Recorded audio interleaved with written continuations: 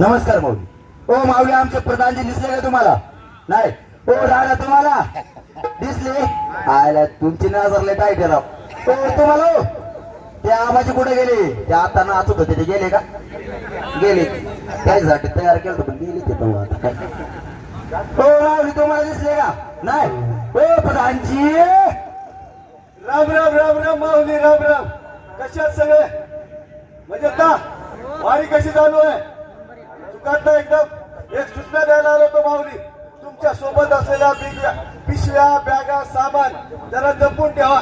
काय ना आमचं महाराज आहे ना, गेलं एक नंबरचं चोर आहे. भेटलं सामान की हातपट्टीचं, भेटलं सामान की हातपट्टीचं म्हणून सांगितलं. ओ दादा, चेन उघडी आहे.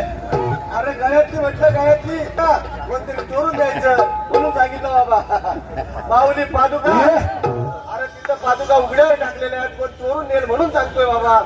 तर महाराजांना आवाज देऊ का? पादक मुलाचा होशियार, राजाधिराज, अधिपती, गजपती, चहापती, विकारपती. महाराज, महाराजांचा विजय असो. प्रधानजी बोला. अहो किती वेळचे शत्रू मी तुम्हाला कुठे गेला होतो? अहो गेलो होतो तुमचीच बदनामी करायला. अहो महाराज जरा तुम्ही लक्ष द्या. राज्याची तुम्हाला माहितीच नाही. अहो राज्यातच लक्ष आहे. राज्यात काय चाललं म्हणायचं? राज्यात काय चाललंय? अहो राज्यात किती आपत्ती आले.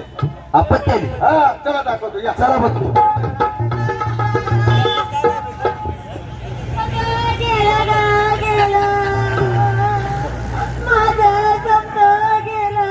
काय झालं माऊली? असं रडत? अहो महाराज, काय सांगू तुम्हाला. काल रात्याला माझ्या झोपडीवरती कोसळली. माझी झोपडी काय झाली हो महाराज.